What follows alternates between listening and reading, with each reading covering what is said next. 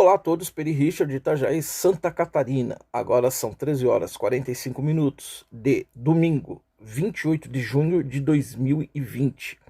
Hoje eu quero falar sobre o curioso e dramático caso dos agentes e de todo o movimento da chamada direita aideológica ou anti-ideológica, ou até mesmo não ideológica e política aqui no Brasil. Antes de mais nada, eu só gostaria de falar algumas coisas. Eu tirei alguns vídeos que eu tive postando, os últimos vídeos, a partir do número 25, devido à seguinte situação. Eu ia fazer ele baseado no Prezi, então muito provavelmente, ou eu ia fazer, porque no Prezi você tem a seguinte opção: só aparece o interlocutor, tem o modo misto, que aparece o interlocutor e parte da apresentação, e o modo apenas apresentação. Então eu escolhi ou o modo misto ou o modo apenas apresentação. Porém, deu problema no meu equipamento, no meu notebook. O som ainda não está restaurado, deu problema. E por isso eu fiquei olhando no Prezi e fazendo a narração daquilo que eu estava vendo. Porém, houve alguns erros conceituais, porque eu coloquei alguns assuntos que eram derivados, que não eram fundamentais como sendo. E isso não foi favorável. Portanto, eis aí a situação. Acabou misturando, eu vi que conceitualmente tinha alguns erros, evidentemente, e infelizmente devido a isso, é que por conta disso é que eu estou evitando, evidentemente, fazer com que esse material esteja à disposição. Eu pretendo, eu privei eles estão agora ali no mesmo canal, mas privado. Então, futuramente eles voltam, só que sob um outro formato que provavelmente já vai estar bem mais trabalhado, melhor trabalhado e que já de acordo com aquilo que eu gostaria inicialmente, eu julgo ser o melhor para apresentar o conteúdo. Outra coisa, a partir desse vídeo aqui, que vai ser o de número 25, né, que entrou no lugar daqueles, alguns vídeos eles não vão ficar restritos aos 10 minutos de fala, porque os assuntos não tem como ficar particionando, porque às vezes é até ruim eu ficar particionando demais os vídeos em até 10 minutos. É melhor fazer um vídeo só, tentar, evidentemente, resumir ao máximo, mas do que ficar fazendo 5 vídeos e repartindo eles de 10 em 10 minutos, ou por volta disso, né? E até para depois as pessoas ficarem acessando, fica ruim. Então, quem tiver ânimo, vai assistir tudo de uma vez e vida que segue. Outra coisa, eu também coloquei agora, narrei, né, logo que eu abri, o lead, né, o básico do lead. Quem eu sou, onde eu estou, e também anexei a data, o horário e a data. Por quê? Esse é o horário e esse é o dia em que eu estou gravando o conteúdo. Evidentemente que vai haver um gap, vai haver uma fenda entre o momento da gravação e o momento que ele vai estar disponível, publicado no canal. E aí isso daí vai poder ser medido, até para mim, pela minha métrica mesmo. Então eu prefiro já deixar isso. E outra, eu já vou também narrar o título que vai ter. Quem faz isso, esse de narrar o título logo de cara, é a Débora G. Barbosa. Eu gostei muito desse formato e decidi adotar também. Logo na abertura ela já diz, e que é inclusive o título que está lá por escrito no vídeo, quando ela posta no canal. Então a ideia agora é que eu possa ver a distância que há entre a gravação e a publicação propriamente dita no canal. Vai demorar porque eu dependo da internet depois para subir o vídeo. Eu estou gravando em Full HD 1920 por 1080. Qualquer videozinho de 10 minutos dá praticamente quase 1 giga. Então, isso de 10 minutos, de meia hora dá quase 2 gigas. Então, haja internet, tem que ter uma baita de uma internet, que não é o meu caso. Então, demora muito, demora muito. Pode chegar a dias entre o momento da gravação e o propriamente dito momento da publicação. Inclusive, volto a afirmar que o título do vídeo ele vai o momento em que ele é publicado.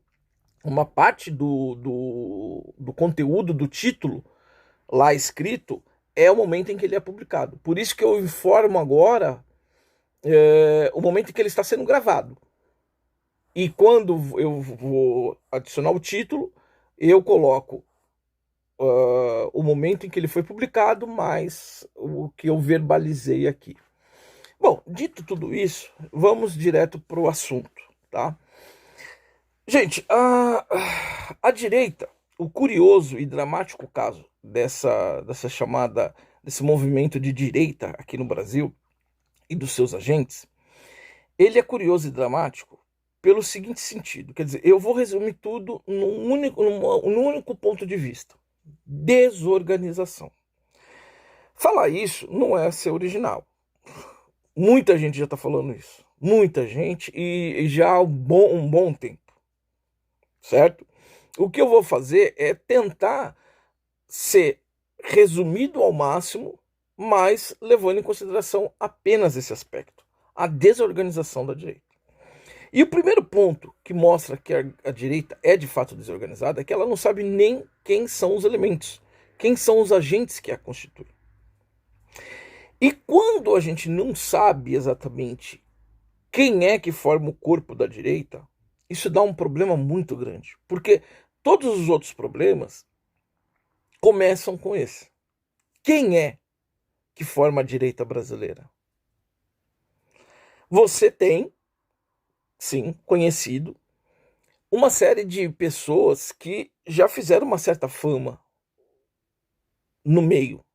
Então você pode pegar aí os interlocutores do canal Terça Livre, você pode pegar aí alguns outros que têm aparecido também no YouTube, melhor dizendo, vários YouTubers que têm falado aí, né?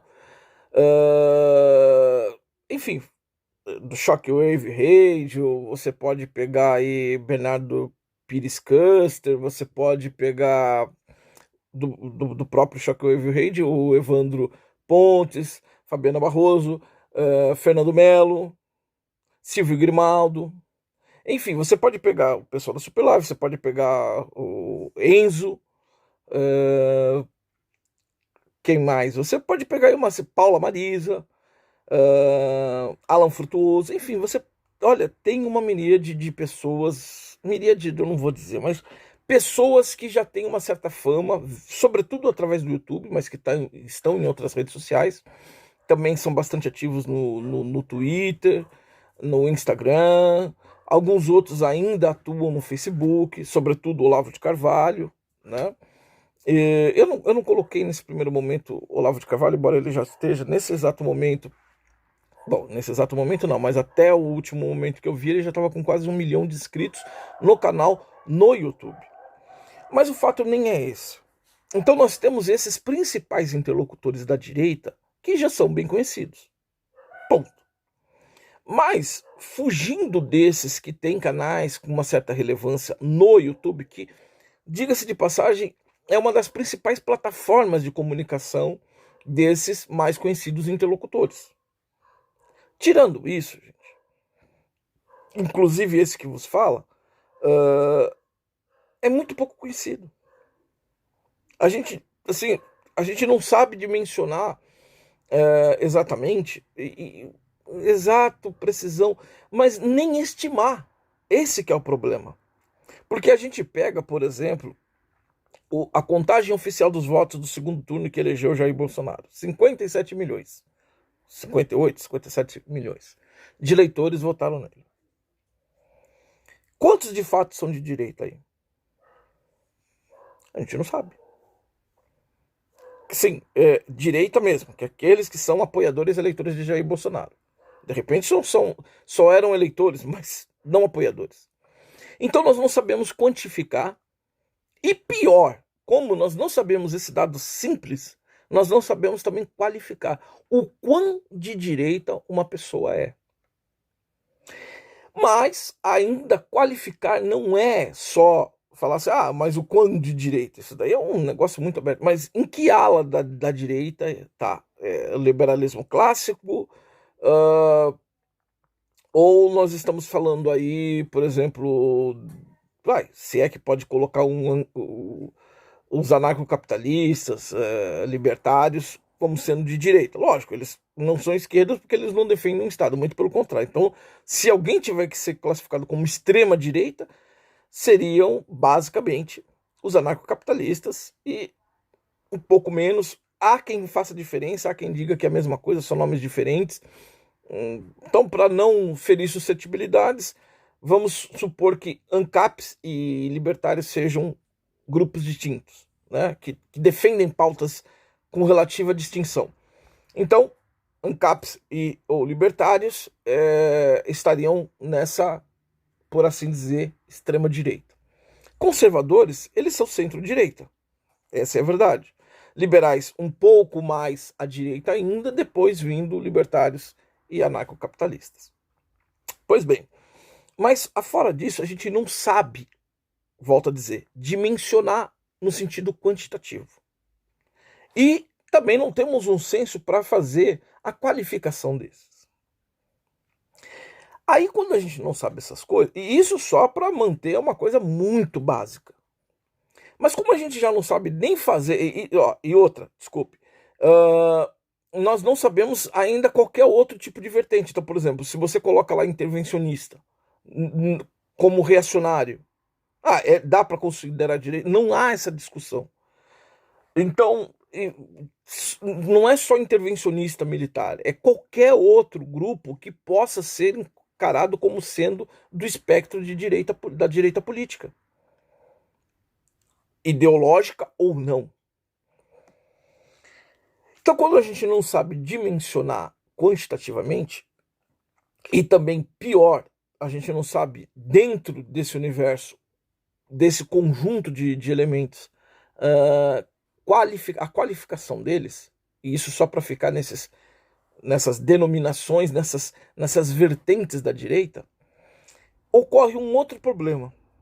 Vira e mexe, eu tô acompanhando os canais, né, na medida do possível, não dá para acompanhar todos. E olha que agora, durante esse período de pandemia, o negócio está acontecendo, que a baixa atividade da economia proporciona que as pessoas tenham tempo o suficiente para estar acompanhando, mas realmente, entre aqueles que não estão produzindo no momento, os mais prolíficos são, por exemplo, Terça Livre, Paula Marisa, que praticamente quase todos os dias estão postando vídeo. Então dá para você acompanhar, sobretudo, os principais. Mas é lógico que aqueles mais medianos e aqueles ínfimos, como eu, por exemplo, foge. A gente não sabe dizer. E aí é que está o problema também. Porque às vezes eu estou vendo uma transmissão, só para retomar o raciocínio, e eu vejo os youtubers dando rage na galera. Eu já falei contra a intervenção e eu não gosto. Bom, se você perguntar para mim se eu sou intervencionista militar, eu também acho que não é esse o caminho, né? Embora, bom, eu não sei se é isso que eu estou falando. Não houve uma discussão para você falar intervencionista militar é de direita? Não, mas o pessoal vai dizer não, mas eles querem a intervenção militar só para detetizar, desratizar a política brasileira. Depois os militares seguem o rumo deles na caserna, nos quartéis, é só para limpar o ambiente, tirar aqueles que estão causando mal. Não para eles ficarem como foi naquele período de ditadura, ou pseudo-ditadura, ou quase ditadura militar. Bom, a ditadura, por assim dizer, pelo menos nos moldes modernos, ela tem algumas características, né? Por exemplo, aquela ditadura, entre aspas, do período militar, ela não pode ter sido uma ditadura com todos esses aspectos, porque ela, por exemplo, não proibiu a população de portar armas. De portar, eu não digo, mas de ter posse de armas, por exemplo. A ditadura, também entre aspas, da esquerda, dos agentes nas agências da esquerda, que se que tomaram conta das instituições no Brasil, eles já proibiram. E até hoje a população, sobretudo os de bem, lógico, nós estamos falando disso, a população em geral, mas os cidadãos de bem, eles são proibidos de portar arma de um amplo, um aspecto geral e restrito, né? Não é qualquer cidadão que pode ter, tem que ter todo um trâmite, é caro você correr atrás dessa documentação e não só obter uma arma, como, por exemplo, também mantê-la. Então, coisa que, por exemplo, a chamada ditadura militar não causou, mas essa ditadura dos agentes que estão infiltrados, não dá para dizer tão infiltrados, né, mas que ocuparam, né, as, as instituições do Brasil, eles estão proibindo, né? E, inclusive, passando por cima de uma coisa que eles mesmos fizeram, que foi o tal do plebiscito para as armas, né? Mas isso só para a gente ter uma noção de quanto, tá? A gente não tem uma discussão para falar se os intervencionistas são ou não. Se eles são, onde eles se colocam como reacionários, é isso? E reacionário é de direita ou não é? Tá entendendo a situação? Ou pode ser colocado um reacionário como direita? Há um quê de reacionarismo dentro da direita? Essas coisas, como a direita não sabe se definir ainda, falar, não, olha, a direita é isso, ela comporta tais e tais e tais vertentes que atuam dentro desses limites, dessas condicionantes, parará. Como não há isso, é por isso que eu digo que eu vejo rages dos youtubers, às vezes em transmissão ao vivo. Eu falei de intervencionista, mas pode ser de qualquer coisa. É o sujeito, você está dividindo a direita. Quando falava, até um tempo atrás, falava mal do MBL. Hoje, nenhuma pessoa minimamente acordada fala que o MBL é de direita. O MBL pode ser qualquer coisa menos de direita. Menos de direita. Porque até então, algum tempo atrás, aproximadamente um ano atrás, ainda contavam ele. De um ano atrás para cá, ficou muito mais claro que o MBL, ainda um pouco depois disso, menos de um ano até, mas já ficou muito mais claro ainda, tirando aqueles que já estavam ali no movimento, já sabiam, para os mais acordados, mas a maioria não acorda. Essas que estão se envolvendo com política, muitas das vezes olham para uma situação e começam a se fazer autofagia. Justamente por quê? Porque as pessoas não sabem dimensionar, não sabem o que é a direita. E isso tudo converge numa única situação: desorganização. A direita, ela é desorganizada. Os pretensos interlocutores de direita, os que fazem parte... Agora, volto a dizer, isso daqui não é nenhum diagnóstico, ninguém nunca disse isso. Assim, qualquer pessoa sabe disso. É assim. A direita é desorganizada. O problema disso tudo é que ninguém está fazendo nada.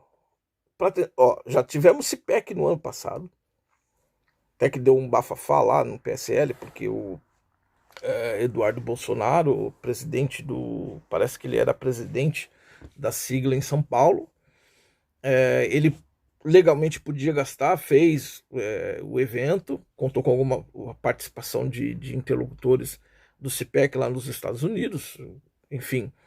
Então ele não estava à parte do que a lei manda. Mas, como o PSL não é de direita, não era e não é de direita, e tem muita gente revolucionária, muita gente à toa lá dentro, claro que houve uma gritaria.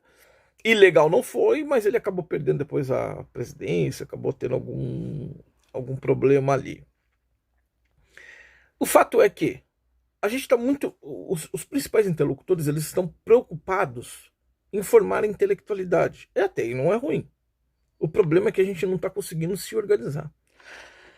Quando o Olavo de Carvalho falou, tempos atrás, acerca de uma militância, alguns deturparam, evidentemente. Alan dos Santos, do canal Terça Livre, ele tentou organizar isso, foi repreendido e não estava errado. Ele não estava errado, pelo menos naquele primeiro momento, pelo que eu entendi, ele queria sim, uh, talvez, dar um traço de quem é quem aqui, vamos saber quem é. Se essa foi a intenção de fato, que lógico que não foi explicitado, mas ele montou ali um. Tudo bem que depois acabou virando mais como é que eu posso dizer? Um meio lixo para ele fazer propaganda dos produtos e dos serviços do Terça Livre. Né? Mas pelo menos o que ele lançou à época parecia, eu até acabei me inscrevendo, confesso. Por isso que eu falei que depois virou um meio lixo. Em que ele ia querer saber a dimensão, quem era quem, para começar a mapear, saber, olha, fulano se diz de direita, vamos ver agora qual é o tamanho dessas pessoas. Lógico, a gente nunca vai ter a dimensão exata, porque nós estamos na internet. Se eu não me engano, o último dado estatístico que lançou, a internet conta com aproximadamente 130 milhões de brasileiros conectados. O quanto conectados, no que se conecta, a gente não sabe, porque aí também tem revolucionário, tem de tudo aí. Mas então a gente precisava ter uma noção de quantos somos daqueles que foram alcançados. Aquilo foi abortado.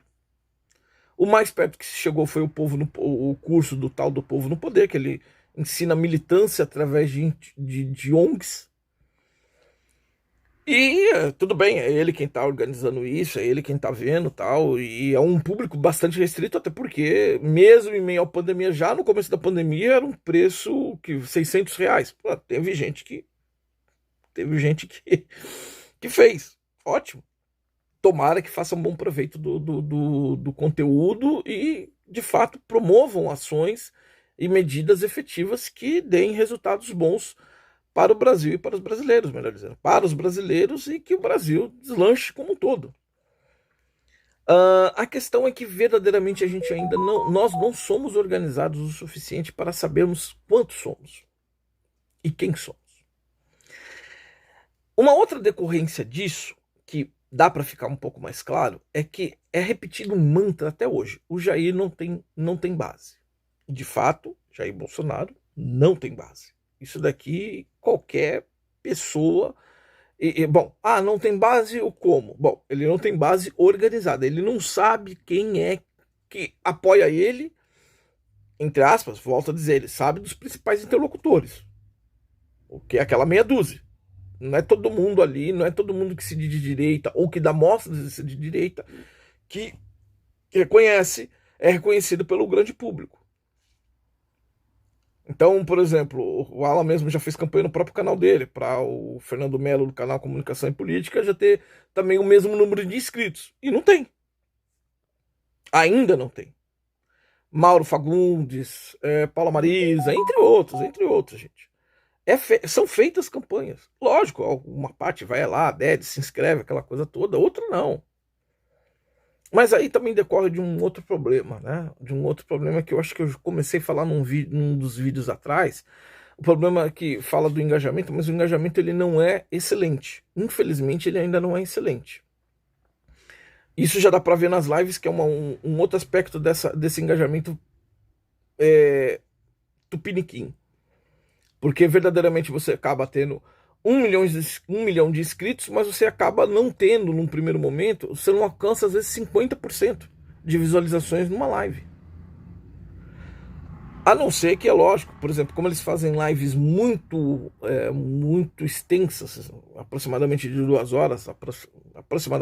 horas, na média dá mais ou menos 2 horas, de uns tempos para cá eles passaram a fazer lives de aproximadamente 2 horas, às vezes mais, quase 3 horas, já chegou a ter, sem falar as grandes transmissões. Mas estou falando assim, na média, boletim da manhã, boletim da noite. Então, o que acaba acontecendo? Quando isso é assim, quando nós temos esse tipo de situação, evidentemente, que o que acaba acontecendo? Acaba acontecendo um fenômeno que as pessoas se inscrevem, mas elas mesmas dioturnamente elas não estão acompanhando. E isso porque nós estamos num período de pandemia, muito da atividade econômica ela não está sendo ativa no momento, né? Nós temos atividade econômica, mas ela não está da forma como ela estava, evidentemente, até a primeira quinzena de março, do mês de março de 2020. Então as pessoas, querendo ou não, estão tendo muito mais tempo de se engajar. E aí, quando você vai ver a visualização dos vídeos, pelo menos nos primeiros momentos, lógico que depois, no segundo momento, as pessoas voltam. Então, como eu falei, como os vídeos eles são muito extensos, na média de 2 horas, pode ser que o YouTube fale, olha, para eu contar como visualização tem que ter pelo menos 50%. Eu não sei qual é a métrica do YouTube exatamente, mas tem que ter um percentual, se não me falha a memória, né? De tempo de visualização, a proporção ela tem que ter um período ali para contar como visualização, propriamente dita. Então, nesse sentido, é que eu digo que as pessoas que se inscrevem é que deixam a desejar. Eu, por exemplo, o YouTube fala pra gente, olha, dá like, se inscreve, compartilha, comenta, que são os 4 principais tópicos, né? Primeiro, é assistir, ponto. Tudo começa com assistir. Segundo, dá like, ponto. Terceiro caso, seria compartilhar. E quarto e último seria o comentário. Porque aí você vê o real engajamento das pessoas. Então tudo começa com a visualização, os outros 3 não é que são acessórios, são importantes. O YouTube faz com que os YouTubers eles façam disso. E o seu público reage a isso dessa forma. Essa é a ideia final do negócio. E não está errado, não estou achando errado. Eu não sigo nem essa regra. Essa é a verdade. Se a pessoa quiser dar like, que dê. Se quiser se inscrever. Eu, por mim, a melhor coisa. Qual é a melhor coisa que tem numa ideia? É você transmiti-la, alguém recepcioná-la. Se ela estiver de acordo, a pessoa recepciona essa ideia e age de acordo com ela. Essa é a melhor coisa. Se ela vai dar like, dislike, se ela. Bom, só evitar que denuncie, né? A não ser que a ideia realmente seja esdrúxula. Mas, se ela vai compartilhar, se ela vai comentar ou não, são outros 500. Mas a melhor ideia é que, além de ver, evidentemente, tudo começa com assistir e conseguir ou escutar a ideia, né? Ou ler, dependendo do recurso audiovisual, é realmente absorver a ideia e aquilo ali ter uma continuidade. Quer dizer, a pessoa absorver essa ideia e ela enfim, fazer o bom uso disso daí. Eu já estou com quase 30 minutos, mas eu vou passar ainda um pouco. Então, veja só, a direita, ela é, para mim, o principal defeito do que a gente chama de direita no Brasil é a desorganização. Nós não sabemos quantos somos e quem de fato somos. Nós não sabemos quem somos. Então é normal que hajam rages, é normal que haja autofagia, pessoas, grupos que não se conversam mais. Gente, assim, ó, eu tava vendo umas lives por aí, né? Depois de gravado, às vezes não dá para acompanhar, como eu falei, mesmo com bastante tempo. Infelizmente, eu deveria estar engajado em outras coisas, mas assim, eu tô tentando acompanhar o que está acontecendo. Qual não foi minha surpresa em saber que um determinado youtuber que faz parte de um grupo que já se interligou com outro grupo, hoje eles são, se não adversários, mas eles não compartilham mais da mesma ideia. E são de direita. Tá entendendo a situação? Então, quer dizer, isso sem falar num outro problema de uma live que aconteceu essa semana, que agora acabou de passar, hoje é domingo, né? Então, conto com a semana passada. Uma briga em plena live. Um desentendimento, não foi briga literalmente, mas já havia acontecido o desentendimento e continuou. Então, a direita que quer parecer mulher de César. O complexo da mulher de César. Não basta ela ser honesta, ela tem que parecer honesta. E aí eles incorrem num erro que o Olavo de Carvalho já havia dito anteriormente. O Olavo de Carvalho falou, olha, a esquerda, quando ela estava ali se levantando no mundo propriamente dito como um corpo de esquerda, eles, bom, e até hoje eles têm esses think tanks que são ocultos, por assim dizer. não aparecem na mídia. Ou, no máximo, numa rotina de rodapé, como se fosse apenas um grupo de discussões, que na verdade não são. Aí o fato é o seguinte: a direita não fez esse trabalho, não está fazendo esse trabalho. Ela, como a gente não está se organizando, não está vendo quem é quem, hoje é fácil, uma das coisas é falar que a direita é desorganizada, porque de fato é, e dizer que o Jair não tem quadros organizados, de fato ele não tem. Mas quem disse que ele não tem? E aí é que está o problema, quando eu digo que o Jair não tem quadros. Porque se eu levo em consideração apenas os principais interlocutores, por exemplo, Alan dos Santos, eu não quero me envolver com política, porque eu quero ter a liberdade de mandar o político para aquele lugar a hora que eu bem entender. Ótimo, é um direito dele. E alguns outros até dizem isso. Por exemplo, também não quero de mim. As pessoas falam, nasci para ser político ou quero me envolver na política. Não quero. Ou estar na administração burocrática, governamental. Preferia que não. Eu quero atuar na iniciativa privada. Mas o Olavo de Carvalho ele colocou a seguinte situação, que na hora do aperto, o professor ele tem que, se ele precisa, tá pegando fogo na classe, ele tem que virar bombeiro, ou tentar salvar o número de pessoas, de crianças ou adolescentes, ou até jovens e adultos que estiverem na classe dele, ou dela, que seja. Na hora do aperto, você deixa aquele papel social que tanto te apraz e que você de fato é vocacionado para agir de uma maneira que às vezes mesmo despreparado, você não é profissional para aquilo, mas você vai tentar fazer o seu melhor. Lógico, a pessoa também precisa minimamente calcular os riscos, porque às vezes ao tentar ajudar um terceiro, ele não só não ajuda, como ele mesmo acaba sendo ferido ou morto. A ideia não é esse. Agora, na hora do aperto não dá para você dizer, não, meu negócio é só escrever com giz no quadro negro ou com pincel para quadro branco no quadro branco, passar a discorrer sobre um determinado assunto, de uma determinada matéria, de uma determinada disciplina. Não, o momento não é esse. Então, como esses principais youtubers, ou jornalistas, repórteres e tudo mais, eles olham apenas para esse grupo seleto, que já está num nível ali de notoriedade, via YouTube, entre outras plataformas, eles falam, olha, só tem fulano, só tem ciclano. Aí fala, com nove dedos numa mão, aí no nono você já... Peraí, e quantos desconhecidos existem? Não sabem. Que estariam dispostos a lutar pela vida. Você quer um exemplo maior do que isso? Não precisa nem ir tão longe. Abraham Weintraub. Até agora é o único ministro conservador que de fato foi combatente. Não estou falando, por exemplo, mal do Ernesto Araújo, mas é que o papel dele dentro da diplomacia é uma outra coisa. Então você tem uma série de protocolos, por mais que ele fale mais abertamente possível, ele ainda tem que manter todo um protocolo dentro disso que é chamado da diplomacia. Então não tem muito o que fazer. Às vezes emitir uma nota, realmente. Por quê? Porque é a liturgia do cargo. E não há muito espaço para você fugir disso. Já como ministro do MEC, ele tinha muito mais liberdade de agir como de fato agiu. E ainda assim foi duramente perseguido.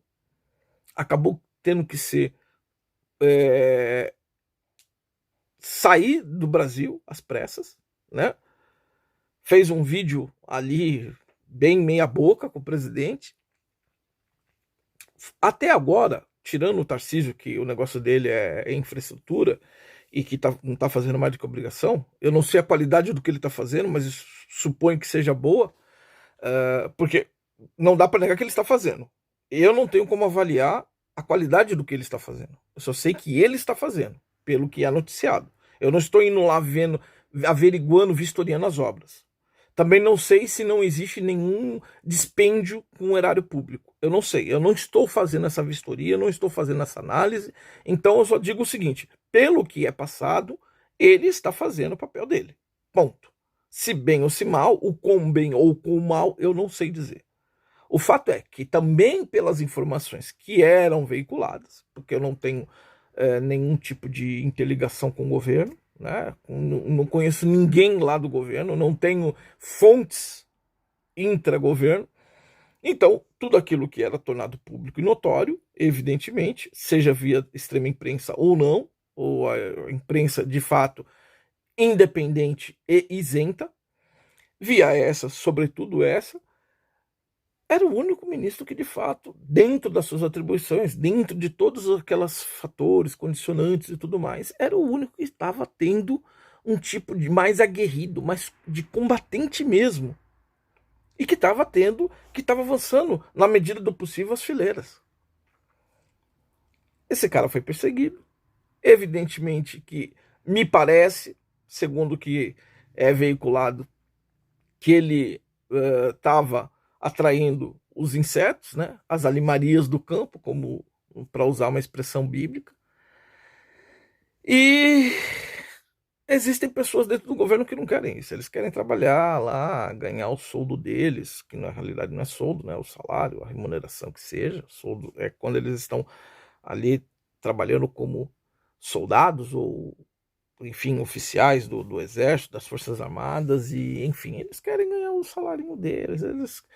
Se a imprensa não falar deles, tá bom. Se tiver que falar, que fale bem. Se falar mal, aí já, opa, aí já se coloca tudo. Você viu? Camisa amassada,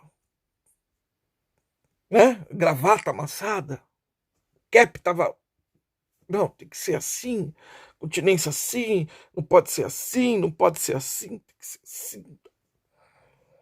Que estão muito mais preocupados com a forma do que com os resultados bons, por assim dizer. Então a direita está nesse, não digo nem nesse dilema, nem nesse paradoxo. A direita ainda, na verdade, como também já foi falado, ela não existe porque ela não é organizada. Ninguém sabe quantos nós somos. Ninguém sabe quanto ou como nós somos. Nós não temos um senso nosso. Nós não sabemos. Nós somos divididos em facções. Cada um vai tentando, os mais isentos aqui no meio, eles vão andando pelas diversas facções. A gente tem milico-lover, a gente tem intervencionista, pessoas que são totalmente contrárias à esquerda, mas eles acham que a saída para a esquerda ser derrotada é através de uma coisinha chamada intervenção militar. Bom, ainda que alguns, talvez mais extremados, os milico-lovers, queiram que não, intervém e fica. Diferentemente de 64 a 85, faça diferente. Intervenha e fique. Ah, mas os erros? Não interessam os erros do passado. Venham e fiquem. Agora é outra cepa de militares e aquela coisa toda. Tem gente nesse meio assim. É muito possível que tenha. Então, nós, por essa desorganização, por isso que eu digo que é curioso e dramático o caso disso. Porque é esse povo que está querendo ir contra um outro que também, ele, assim, hoje em dia, se você for levar em consideração, a esquerda também tem os seus perrengues. Mas eles têm uma unidade, uma matriz, que é a praxis revolucionária que o Olavo de Carvalho tanto fala. Se você for olhar as diversas propostas que a esquerda já teve ao longo do tempo e tem até hoje, é lógico que você vai ver diversas divisões ali dentro. Entre os principais, as duas principais são aqueles que pensam que tem que pegar em armas e tomar o poder e deu, e aqueles que não, vamos seguir o método de Gramsci mesmo e usar a escola de Frankfurt também como uma outra ferramenta para isso. Então, você tem diferentes ali, mas eles têm uma coisa é certa, uma vez conquistado o poder a gente não pode perder, e aí a gente vai usar de tudo que estiver ao nosso alcance. Eles vão se bater lá? Vão, mas eles têm um mínimo de organização, e mais, eles têm poder e meios de ações. A direita está quase que toda desorganizada, e além de desorganizada, ela não tem tanto poder ou não tem nenhum poder, exceto aquele como é que eu posso dizer, um poder simbólico, que é de ir formar manifestações das diversas, entre passeatas, carreatas, concentrações. Agora não dá para fazer concentrações porque já é tido como aglomeração, né? Mas enfim, ainda tem um que diz que vai, com o tempo diminuindo, vai arrefecendo. Justamente por quê? Porque o presidente não está correspondendo. Ele não está usando as atribuições dele, ele está dobrando a espinha para os agentes do movimento revolucionário, e isso está causando um problema, um prejuízo tremendo. Porque entre os bolsomínios, eu divido a direita, os apoiadores eleitores de Jair Bolsonaro, em 3 grupos, basicamente, não apenas. Os bolsomínios, que são aqueles que se muito, Deus no céu e Bolsonaro na terra. Às vezes tem alguns talvez mais adoradores que veem Bolsonaro tanto no céu quanto na terra. Mas em geral, os bolsominions veem Deus no céu e Bolsonaro na terra, e qualquer manifestaçãozinha, mesmo que racional, mesmo que com lógica, mesmo que com razão, evidentemente, não pode falar, porque aí é ir contra o presidente. Tem os conservadores de fato, que são aqueles que elogiam quando tem que elogiar, criticam negativamente quando tem que criticar negativamente, e que tenta fazer ali as suas contribuições. Esse é o grupo mais equilibrado, por assim dizer, mais moderado. E tem aqueles indiferentes. Eles até votam e apoiam, mas sem compromisso nenhum com o Jair e o governo. Então, é aquele tipo de que, tipo, se tiver que ir numa onda de ir pra uma carreata, até pode ser que apareça, mas não tem compromisso nenhum de se manifestar publicamente, nada. É tipo um camaleão, parecendo aquelas frutas de plástico num cesto que está em cima de uma mesa. Tá ali só para enfeite, só para fazer número, mas ninguém vai poder comer, só vai poder olhar. Então, nesse sentido, é que a gente tem tem essa característica principal, a desorganização. A direita não existe enquanto corpo. O que não significa que nós temos que ser monolíticos. A verdade é que a direita, ela não sabe as dimensões dela. Ela não sabe de, olha, isso daqui é o pulmão, isso daqui é o rim, isso daqui é o baço, o fígado, são os olhos, são as narinas, os ouvidos, a boca, o cérebro, as artérias, as veias, o que é o coração. Nós não sabemos. E a única coisa que eu entendo que mais fala é aquela questão, sobretudo, de intelectualização. Volto a dizer, não é errado. Muito pelo contrário, isso é fundamental. Mas isso não pode ser o único fator. Quer dizer, isso tem que estar acontecendo concomitantemente com outras coisas, entre as quais sabemos quem somos e quanto somos. Até para saber, olha, tá, não há esse levantamento, não há. E esses principais interlocutores, infelizmente, até o presente momento, não fizeram nada de efetivo, nenhuma medida efetiva para fazer isso, porque eles têm, de certa forma, volto a dizer, eles têm notoriedade. Ninguém está fazendo isso. Então, enquanto nós não soubermos, vai continuar acontecendo autofagia, sim. Quer dizer, ou não, né? Porque às vezes quando você dá rage por um comentário em live ou não, ali, você não sabe dizer se a pessoa é de direita ou não, que ela tá só, sei lá, equivocada no posicionamento dela. Lógico, você vê ali o conteúdo, mas aí você dá um rage e é uma pessoa que poderia ser lapidada. E não um inimigo infiltrado. Um exemplo. Numa dessas muitas manifestações que teve em Brasília, teve gente que foi há uns tempos atrás com faixas, parece que falando do AI-5. A gente sabe dizer se essas pessoas são falsa bandeira? Nós não sabemos. Isso daí está sendo usado contra nós. Por isso que eu estou dizendo, a gente não sabe quem é que nos representa ali nas ruas. Aí o sujeito sai com intervenção militar, AI-5, e aí a gente fala, mas ali tem de tudo. Não é para ter de tudo. Volto a dizer, pega qualquer manifestaçãozinha da esquerda, lá que é promovida pela CUT, ou qualquer outra CGT, Força Sindical, que sei que já, até o prédio parece que já perdeu, não sei, mas enfim. Pega isso e vê se você chega lá com uma faixa, com um banner, ou qualquer coisa que valha. Bolsonaro é a esperança do Brasil. Você não vai, você não vai fazer isso. Não vai. Bom, você vai ser tido como tumultuador. Até a grande imprensa, a extrema imprensa, ela vai fazer isso.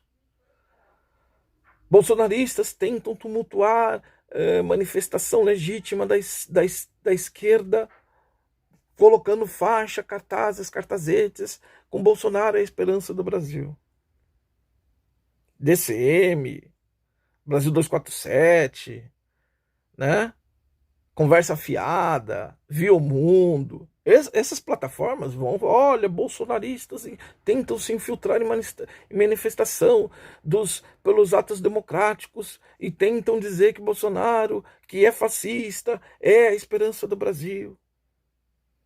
A gente não sabe que a pessoa que aparece lá com AI-5, intervenção militar, quantos são, de fato. E isso está sendo usado contra a gente. A gente, que eu digo ainda, não eu, mas no caso, tem pessoas presas porque simplesmente protestaram. Eu não sei se teve alguma coisa, mas em princípio é só protestaram contra Alexandre de Moraes em São Paulo. Pelo menos não sei se ainda estão. A dita ativista Sarah Winter foi presa lá por volta de 10 dias, acabou de ser solta e dizem que nem foi ela, nem o grupo dela que acabou atirando fogos de artifício ali próximo ao prédio do STF, e, no entanto, ela que foi presa, porque era a mais conhecida, enfim, e agora está ainda presa a uma série de restrições protocolares e que agora não pode se comunicar com pessoas do movimento em que ela, se não encabeçava, mas participava e tudo mais.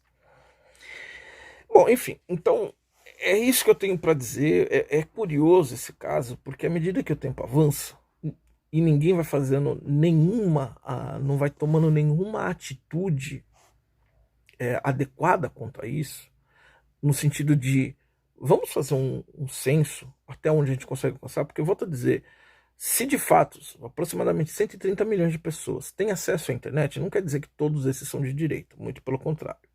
Mas dos da direita que têm acesso contumaz e seguro, sólido, robusto de internet e podem e se colocam à disposição de serem conhecidos, até para a gente saber das potencialidades, para a gente falar, olha, eu já sei mais ou menos quantos são e também sei mais ou menos falar, olha, o sujeito é um reacionário, o sujeito é um conservador, o sujeito é um liberal, por exemplo, clássico, o sujeito é um anarcocapitalista, assim, de quem quiser. Bom, aí a gente vai ter pelo menos um número e vai saber dizer aonde é que estão essas pessoas, de que forma elas pensam e como é que, aí até para traçar uma estratégia de como a gente vai fazer uma coalizão. Porque eu volto a dizer, eu particularmente, eu estou disposto você vai ser a unha do dedinho, esquerdo ou direito, para mim não vai fazer diferença. O que eu posso ajudar? Eu me coloco à disposição, mas quem está lá não sabe fazer isso, ou não quer fazer, e a direita vai continuar batendo cabeça. Esse que é o problema. Enquanto nós não tivermos uma organização mínima para sabermos aproximadamente, temos uma noção de sabermos, olha, de quantos milhões nós estamos falando, de quantas mil pessoas ou milhões de pessoas nós estamos falando, quem são, o que elas estão produzindo, até para eu saber falar, olha, o Jair não tem base para colocar no ministério, Por quê? Porque essas pessoas que falam isso, elas estão falando dentro da bolha mínima dele, ó. Fala, o juiz não tem como colocar um cara no STF. Será que não tem nenhum bom advogado, de fato, aquele cara, tipo Evandro Pontes? Ele, eu não quero, não sei o que, amigo, peraí só um pouquinho. Só um exemplo, né? Ou Fabiana Barroso, na AGU, que a gente sabe que o Jair Bolsonaro não tem AGU, ele não tem defesa. Isso eu estou falando de alguns dos problemas estruturais. O Jair Bolsonaro também não tem. Olha, deu um arrobo de comunicação, né? Começou a responder e simplesmente parou. Sabe aquele arroto, aquele traque, parou. Ele não quer ser combativo, esse governo não quer ser combativo. Então nós temos que ser. Se nós temos que ser, para lutar pelos nossos não só direitos, mas também pelas pautas que nós defendemos, qual é esse comum? Onde é que converge? Como é que nós vamos fazer? Nós não temos. E isso é curioso porque são pessoas que vivem falando de intelectualidade. É dramático porque à medida que o tempo passa e não vai havendo uma ação, uma medida efetiva no sentido de tentar organizar isso, o negócio só vai piorando. Por quê? Porque o outro lado, por mais dividido que seja, por mais roturas que tenha do outro lado, eles sabem que na hora de eu pegar para capar, é eles contra nós. Aqui, diferentemente de lá, não pensa é nós contra eles. Pensa assim, olha, eu sou contra B. Apesar de todos nós sermos contra eles, eu não vou me mancomunar com B. B não quer se mancomunar, mancomunar não gosto, mas se aliar ou se coligar com C. C também não quer falar com A. Ainda que tenham pautas convergentes. Tá entendendo? A gente não sabe. A gente não sabe nem o potencial de A, de B, de C, de D, de... Isso estou falando de grupos. Imagine de indivíduos. Então, é curioso isso, porque nós estamos falando de um movimento que insiste na intelectualidade, no desenvolvimento literário. Não estou falando de escrever, mas de ter acesso à literatura, sobretudo desses conhecimentos de guerra, sejam ela psicológica, cultural, enfim, e vivem falando disso. E muitos, e alguns, leem bastante, sabem muito de estratégia do adversário. Mas não começam. E tem condições, relativas condições, né? Ainda que não, não, ó, tá difícil. Mas começa por aí, começa pelo começo. Vamos saber qual é a nossa força, né? Não tem. Não tem, e isso que é curioso, porque à medida que você estuda o adversário, você consegue perceber isso. Ainda que eles não saibam exatamente quantos idiotas úteis eles contam, mas eles sabem pelo menos dos simpatizantes. E daqueles que já estão comprometidos. A gente não sabe. Embora nós sabemos quase que tudo do que o adversário está falando, está tramando, das possíveis táticas, das estratégias que já estão documentadas dentro da literatura histórica do assunto. Mas a gente não toma as mesmas atitudes. Então é curioso isso, porque você parte do princípio que pessoas bastante intelectualizadas contra o adversário, mas não agem aqui. Por isso é curioso. E é dramático porque à medida que o tempo passa, eles vão aumentando o poder de ataque deles. Nós vamos sofrendo baixas aqui desse lado. E ainda a gente continua dividido. E o pior, sem saber quem atira em quem. Então é normal que se tenha rage. A gente não...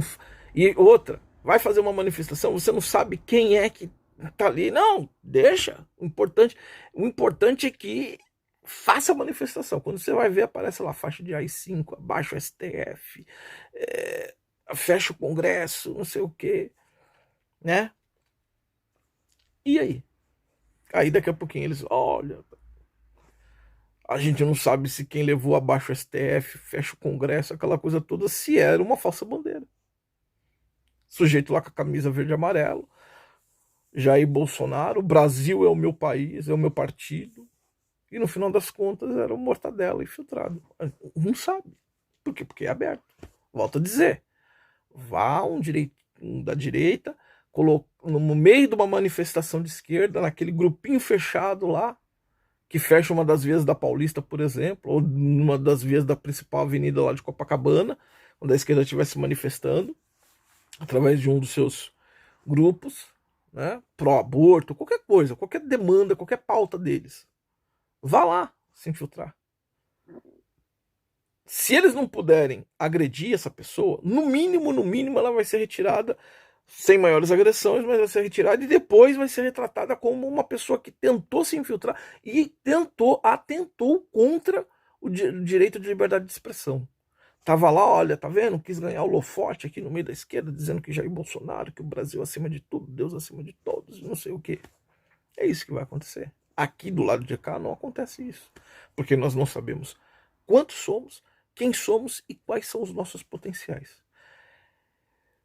Bom, era isso que eu tinha para dizer.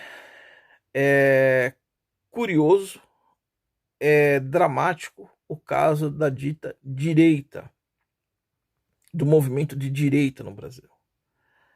Ideológico, do ponto de vista ideológico ou não, porque ao mesmo tempo em que as pessoas, repito, sei que estou sendo repetitivo, elas estimulam a intelectualidade, a busca pela inteligência, a busca pela sabedoria, a prudência, todas as virtudes, né, tentando mitigar ao máximo as vicissitudes humanas. Não, nós temos que ser virtuosos. Ótimo, não está errado, é isso daí mesmo, show. Mas esses principais interlocutores, eles infelizmente não têm feito nada para tentar saber exatamente quantos somos, na medida do possível, pelo menos aqueles que querem dar cara para bater, né?